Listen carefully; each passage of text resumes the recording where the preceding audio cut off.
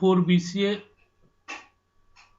4B.Com computer applications की system analysis and design अर्थात sad की क्लास के अंतर्गत हम लोग इस समय केस स्टडी सॉल्व कर रहे हैं।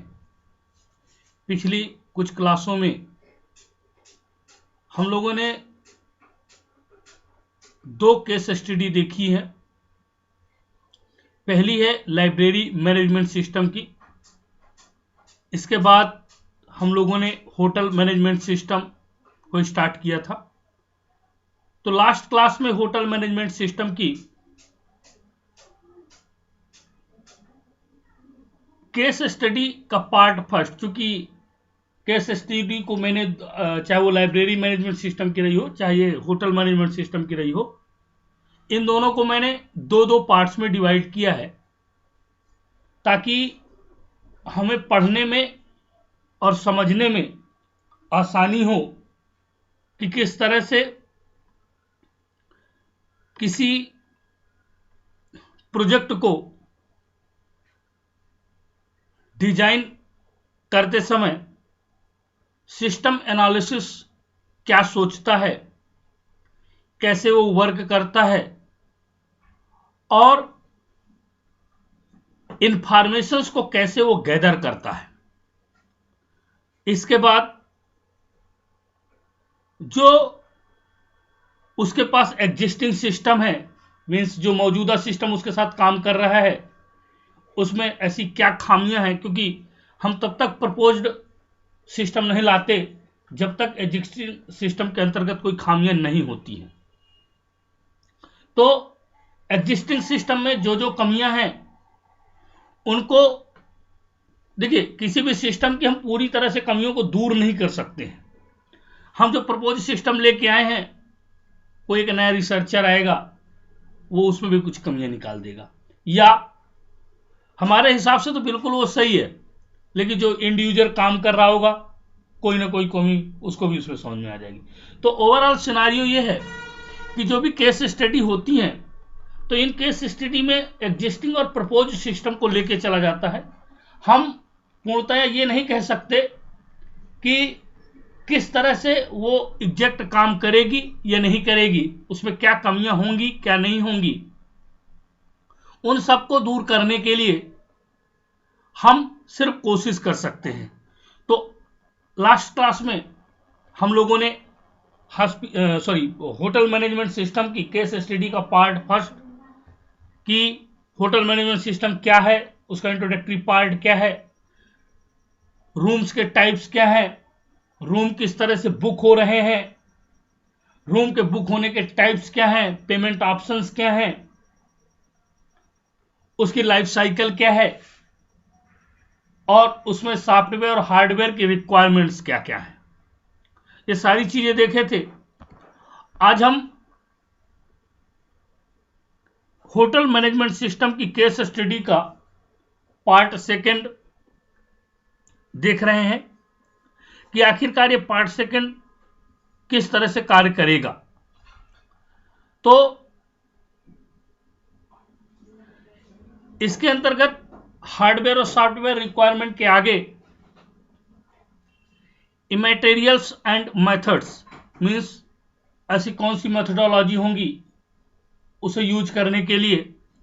तो methodologies are compressive multiple step approaches to system developments that will guide people's work and influence the quality of the final product। जो मैथोडोलॉजीज हैं, ये मेथड्स हैं, ये किसी भी टास्क को कंप्लीट करने के लिए प्रेरित करती हैं और साथ ही ये आपको बेस्ट से बेस्ट ऑप्शन चूज करने के लिए कहती हैं, ताकि जब आपका प्रोडक्ट फाइनली डिस्प्यूट हो तो वो आपके इंड यूजर की रिक्वायरमेंट्स पर खरा उतरे। Most methodologies incorporate several development techniques, मतलब ऐसी कई सारी मेथडोलॉजी होती हैं जो इनकॉर्पोरेट होती हैं, मीन्स अमान्यता प्राप्त होती हैं, लेकिन उनका यूज करने से हम जो डेवलपमेंट करते हैं तो जो एक्चुअल कॉर्पोरेट डेवलपमेंट टेक्निक्स होती हैं उनसे वो बेहतर वर्क करते हैं। The systematic procedure by which a complex or scientific task is accomplished is called techniques. किसी भी कार्य को सिस्टमैटिक प्रोसीजर के थ्रू कठिन से कठिन कार्य को साइंटिफिक टास्क के रूप में सिंपल तरीके से एक्कम्प्लिश करने की प्रोसेस को मेथडोलॉजी कहा जाता है। Techniques are particular process that will follow by to ensure that the work is well thought out. मतलब जो टेक्निक्स होती हैं वो किसी स्पेसिफिक प्रोसेस के लिए होती हैं और उन्हें हम फॉलो करते हैं और वो यह इस बात को इंश्योर करती हैं कि हमारे द्वारा किया जाने वाला कार्य बिल्कुल सही तरीके से एक्यूरेट रिजल्ट्स प्रोवाइड करेगा। Complete and compressible to other, मतलब दूसरी जो मेथडोलॉजी है उनकी अपेक्षाकृत वो बिल्कुल सही होगी। The hotel management system is a mobile application where this system is connected to the internet. जो होटल मैनेजमेंट चूंकि ऑनलाइन है तो ये मोबाइल एप्लीकेशंस के रूप में भी काम कर सकता है, बशर्ते इसको इंटरनेट से हमें कनेक्ट होना चाहिए। The detail of the methodology and approach adopted are described as follows.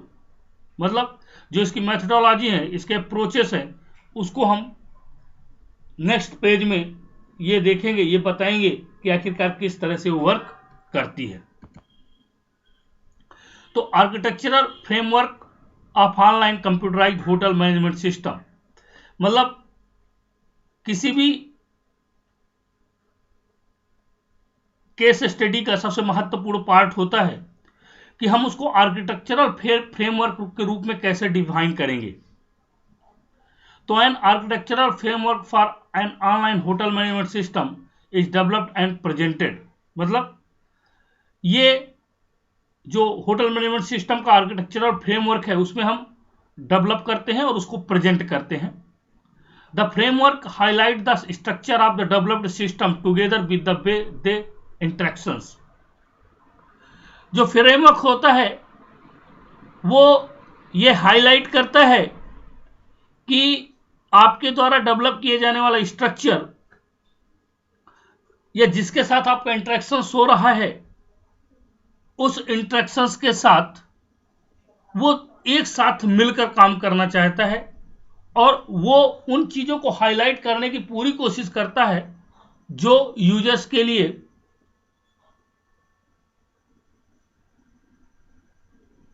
की समस्याओं को दूर करने में उनकी मदद कर सकता है। The user requirements and the available technology,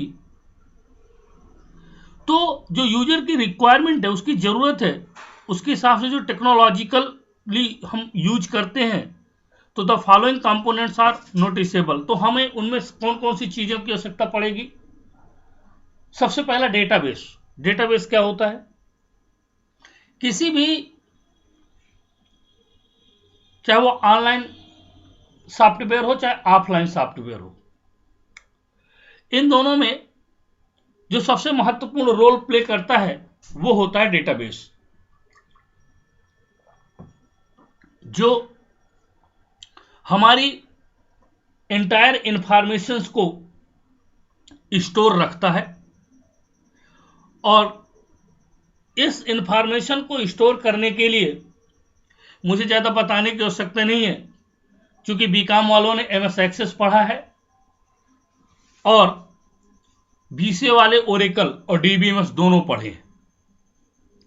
तो डेटाबेस क्या है, कैसे काम करता है, किस तरह से होता है। और दूसरी बात, लाइब्रेरी मैनेजमेंट सिस्टम में मैंने डेटाबेस को थोड़ा सा डिस्क्राइब किया था, पूरा तो डिस्क्राइब नहीं किया। कुछ टेबल्स जैसे एडमिन टेबल्स, जो जो इसके मॉड्यूल्स बनेंगे उन मॉड्यूल्स की टेबल, फिर उनके सब मॉड्यूल्स की टेबल, एडमिनिस्ट्रेटिव मॉड्यूल, जो जितने भी डेटाबेस से रिलेटेड टेबल्स होंगी वो सब डेटाबेस के अंतर्गत आएंगे। दूसरा वेब सर्वर, ये थोड़ी सी एक इंपॉर्टेंट फैक्टर है। उसे बीकॉम वालों ने तो पीएचपी पढ़ा है तो उन्हें पता है कि वेब सर्वर क्या होता है।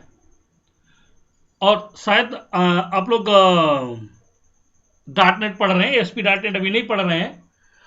नेक्स्ट क्लास में अगर ASP.NET होगी तो आप उसमें पढ़ेंगे कि वेब सर्वर का मतलब होता है, क्योंकि ऑनलाइन जो भी सिस्टम काम करते हैं वो वेब सर्वर के ऊपर काम करते हैं। वेब सर्वर एंड यूजर और आपके डेटाबेस के बीच में इंटरेक्शंस का काम करते हैं।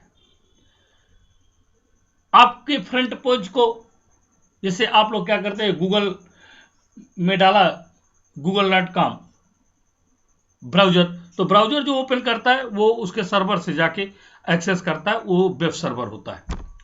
थर्ड होता है नेटवर्क सिग्नल, मतलब लैन, जो भी लोकल एरिया नेटवर्क या वैन वाइड एरिया नेटवर्क, जो भी आप नेटवर्क यूज कर रहे हो उसकी नेटवर्क की आपको आवश्यकता पड़ती है। विदाउट नेटवर्क आप ऑनलाइन किसी भी सिस्टम्स को एंजॉय नहीं कर सकते हैं।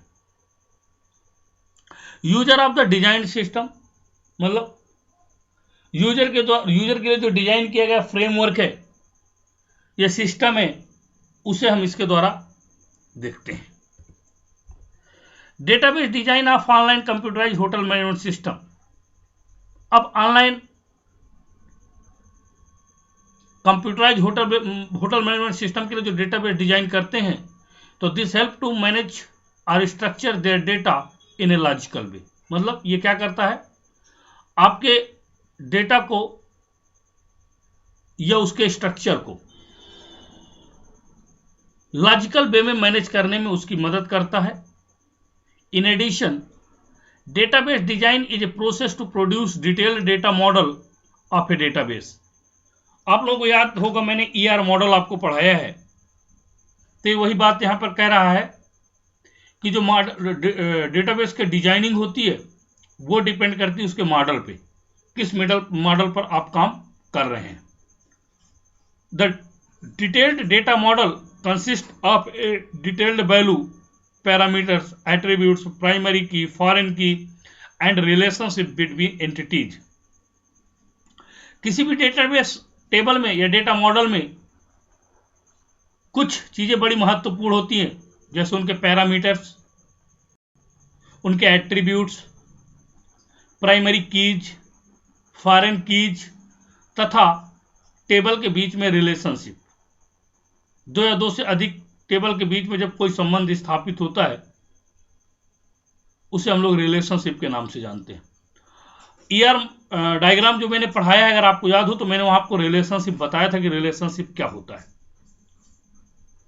तो इन्हें मुझे, चाहे वो पैरामीटर्स हो, चाहे एट्रीब्यूट्स हो, चाहे प्राइमरी की हो, चाहे फॉरेन की हो, चाहे रिलेशनशिप हो, इसे मुझे अलग से पढ़ाने की जरूरत नहीं, आप सब पढ़ चुके हैं। तो the designing of the database need an excellent developers understanding of true criteria which are the domain area and database development. अब जो डिजाइनर होता है डेटाबेस का, वो सबसे पहले इस बात को समझता है कि आखिरकार डेटाबेस जो डेवलप किया जाना है उसका क्राइटेरिया क्या होगा, उसका डोमेन एरिया क्या होगा, कितनी उसको आवश्यकता होगी और कैसे उसको मैनेज किया जाएगा। तो effective database design can assist developer to perform well from the beginning. तो ऐसा नहीं कि पहले प्रोजेक्ट बन जाए बाद में डेटाबेस बनाते रहेंगे, क्योंकि डेटाबेस मेरे को भी समझ में नहीं आ रहा तो मैं प्रोजेक्ट बना लेता हूं, ऐसा कुछ नहीं होता।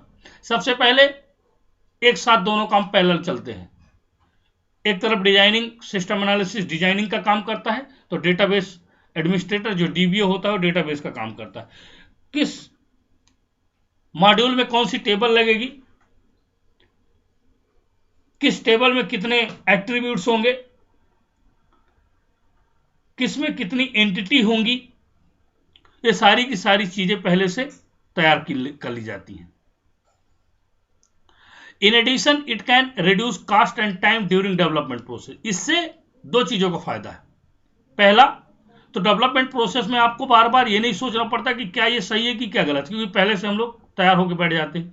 दूसरा, आपका कॉस्ट और टाइम दोनों बचता है। भाई मान लीजिए आपने पहले डेवलपमेंट कर लिया, डिजाइनिंग कर लिया, डेटाबेस डिजाइनिंग बाद में करेंगे।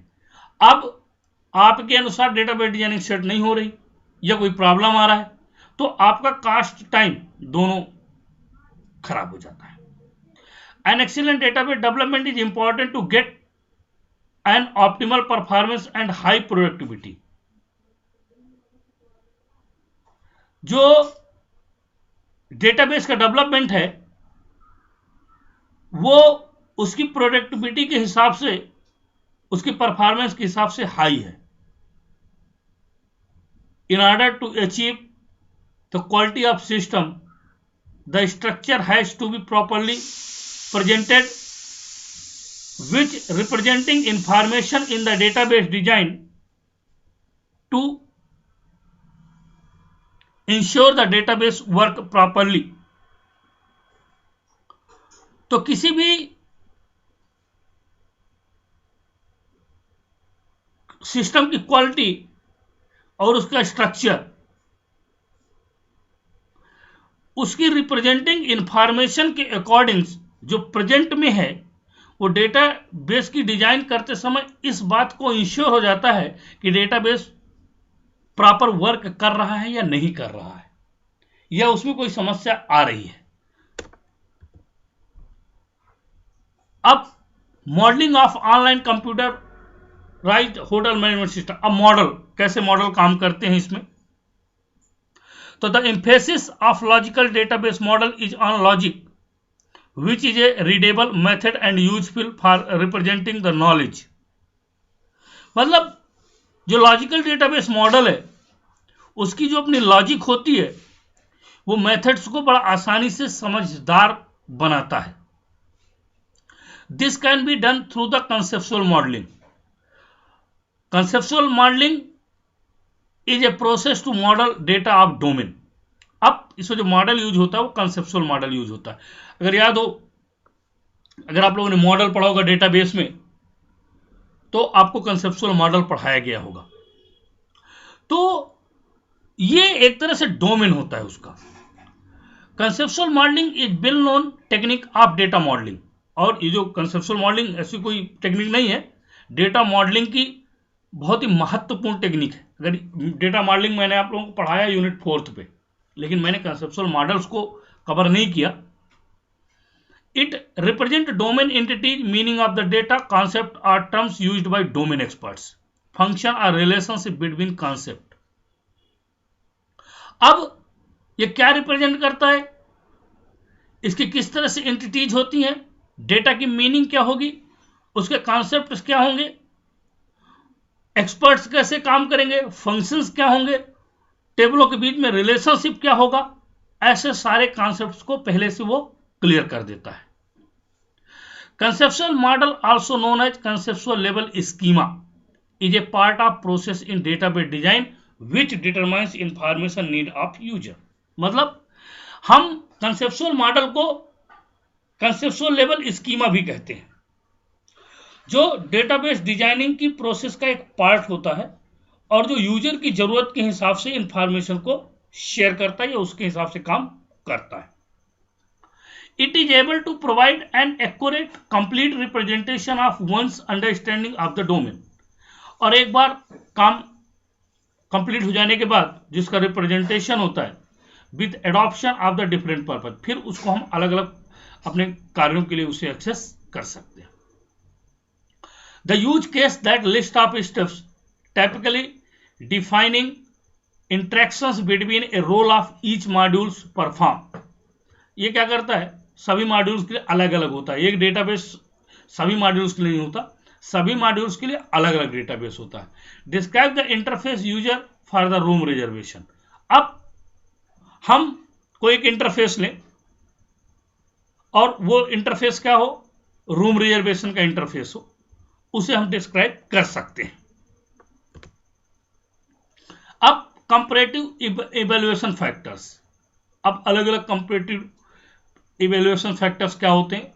First, A pilot study in which A number of personal unstructured interview with different people of several occupational diversity such as lecturers, doctors, businessmen, actors, actress and other। मतलब आपके यहाँ एक pilot study है, means ऐसे ऐसे लोग हैं, चाहे वो लेक्चरर हो, चाहे डॉक्टर्स हो, चाहे बिजनेसमैन हो, एक्टर या एक्ट्रेस हो।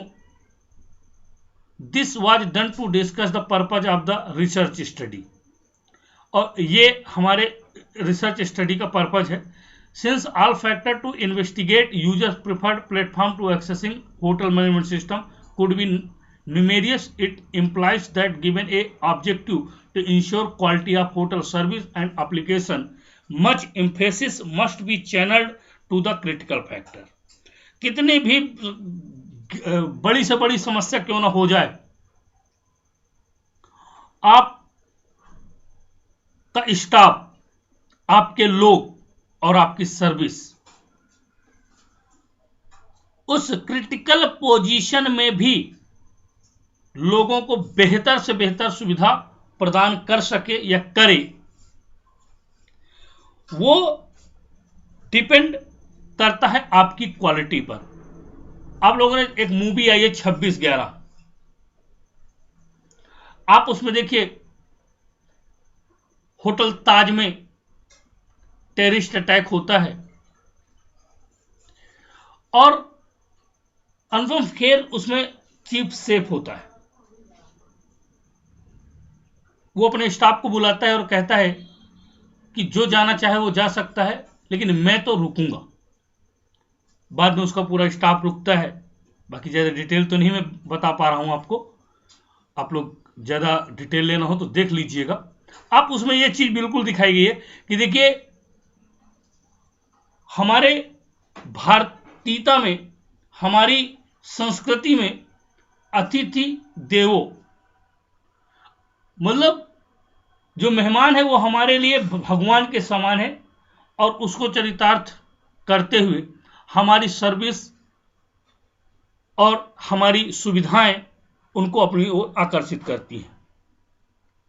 These factors are the most important measure related to high turnaround time, efficiency of service and user satisfaction. Therefore, performance must be accorded them।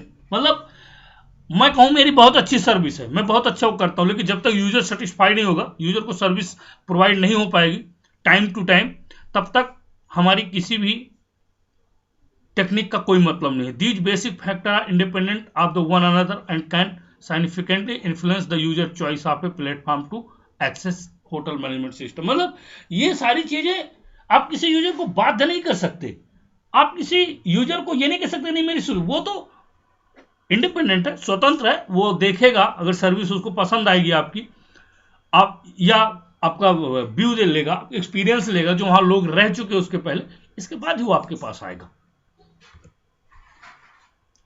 इसके अंतर्गत देखिए क्या क्या इंक्लूड है। सबसे पहले प्राइवेसी, होटल हो चाहे रेस्टोरेंट, ये एक ऐसा बिजनेस है जिसमें प्राइवेसी बड़ी महत्वपूर्ण बिंदु है, क्योंकि आपके यहां जो आदमी आ रहा है वो कौन है, कहां से आया है, कैसे है, क्या कर रहा है, इसकी सुविधा प्रदान करने की जिम्मेवारी आपकी होती है। दूसरा होता है सिक्योरिटी, मतलब अब दूसरा जो फैक्टर होता है वो होता है सिक्योरिटी। सिक्योरिटी का मतलब होता है कि आप कितने लेवल पे उसको सिक्योर्ड कर पा रहे हैं या करने के लिए आप हैं या कर सकते हैं। तो सिक्योरिटी लेवल आप देखेंगे कि किस तरह से हायर है, या उसको हम दूसरी तरह से डेटा प्रोटेक्शन का नाम भी दे सकते हैं, कि आप होटल में यूज होने वाले जो भी चीजें हैं उनको कितना प्रोटेक्ट कर रहे हैं। तीसरा, कास्ट एक महत्वपूर्ण फैक्टर होता है। कॉम्पिटिटिव मार्केट्स में यदि आप हैं तो आपको कॉम्पिटिटिव मार्केट्स में इन सब चीजों का ध्यान रखना पड़ता है कि हमारी कास्ट या हमारी सर्विसेज ऐसी ना हो जो दूसरे से महंगी हो। अगर महंगी है तो आप उनकी क्वालिटी प्रोवाइड करें तो शायद बेहतर होगा। एक्सेसिबिलिटी, मोबिलिटी, मतलब आप एक जगह से दूसरी जगह सुविधाएं प्रदान करने में विश्वास रखते हैं या एक्सेस करने में उसको किसी प्रकार की कोई समस्या नहीं होती। यूसेज सिंप्लिसिटी, और जो उन चीज़ों को यूज करने के लिए आप कोई टफ जॉब ना हो, एकदम सिंपल तरीके से, सिंपल वे में हम उसको मैनेज कर सकें। अब रिसर्च क्वेश्चन, किसी भी केस स्टडी के लिए ये क्वेश्चन हमारे दिमाग में 5 ठो आते हैं। ये 5 क्वेश्चन ऐसे हैं जो हमारी पूरी केस स्टडी को सॉल्व करने में हमारी मदद करते हैं। In accessing online hotel management system via web more cost effective than the conventional manual approach, vice versa. मतलब जो मैनुअल अप्रोच था उसके बिहाफ पर हमारा ऑनलाइन होटल मैनेजमेंट सिस्टम कैसा है, एक ऐसा होगा। Is online hotel management system more secured in practice than the conventional manual approach और वाइस वर्सा। मतलब जो मैनुअल अप्रोच से क्या ये हमारा ऑनलाइन होटल मैनेजमेंट सिस्टम ज्यादा सिक्योर है। What is the level of privacy when using web और मोबाइल टू एक्सेस EPAS। मतलब हम मोबाइल लेवल पे जब इसको यूज करते हैं तो क्या ये सिक्योर्ड है, क्या प्राइवेसी उसी तरह से है, क्या कि इसका मिसयूज तो नहीं हो सकता है। नेक्स्ट है what is the level of mobility of the HMS diploid on the web and conventional manual approach. जो इसके एक्सेस करने की क्षमता है मोबाइल पे एक जगह से दूसरी जगह, इनके लिए जो मैनुअल अप्रोचेस हैं वो कितने सिक्योर्ड है। How easy it is using online hotel management system and the conventional manual hotel reservation. इन दोनों में सरल कौन सा है, क्या ऑनलाइन होटल मैनेजमेंट सरल है या मैनुअल होटल रिजर्वेशन सरल है। तो इन सारी चीजों के 5 क्वेश्चंस, रिसर्च के क्वेश्चंस, केस स्टडी के, ये आपको सेटिस्फाई करने होंगे। अब डेटा कलेक्शन इंस्ट्रूमेंट्स। अब डेटा कलेक्शंस का क्या है। A well structured questionnaire and oral interview were use to gather primary data for the study. इसको मैंने यहाँ पे डिटेल पे इसलिए नहीं रखा है क्योंकि लाइब्रेरी मैनेजमेंट सिस्टम में मैंने इसको बहुत वाइड रेंज पे, वाइड तरीके से मैंने इसको समझाया था। डेटा कलेक्शंस की interview, information, feasibility study, analysis, कई सारी चीजें एक साथ मैंने अलग अलग बताया था। तो यहाँ पर मैंने बहुत छोटा सा इसको रखा है। The questionnaire was validated and tested for reliability. A Cronbach alpha reliability coefficient of alpha equal to 0.72 was achieved. मतलब ये एक रेशियो हमने रखा हुआ है 0.72, इसको हमें अचीव करना है, बस इसके अलावा इसमें कुछ भी नहीं है। मीन्स हमारी जो विश्वसनीयता होनी 70% से अधिक होनी चाहिए। Method and tools for data analysis. Data को एनालिसिस के लिए जो मेथड्स है हमारे पास, तो Microsoft Excel was used to capture and analyse the data obtained from the duly filled copies of the questionnaire while frequency and percentage distribution were the descriptive techniques used. मतलब इसके लिए माइक्रोसॉफ्ट एक्सेल का हमने use किया है, जो data को capture करके वहां पे फिल किया है और फिर जो क्वेश्चनायर हैं उनकी फ्रीक्वेंसी को परसेंटेज 0.72 यहाँ दिया हुआ है, उसको परसेंटेज वहां से हम टेक्निकली निकाल सकते हैं। The descriptive survey was adopted to obtain the opinion of a representative sample of the target population so as to be able to infer the perception of the entire population। तो और कभी कभी कुछ चीज़ें ऐसी होती हैं जो पॉपुलेशन पर भी डिपेंड करती हैं।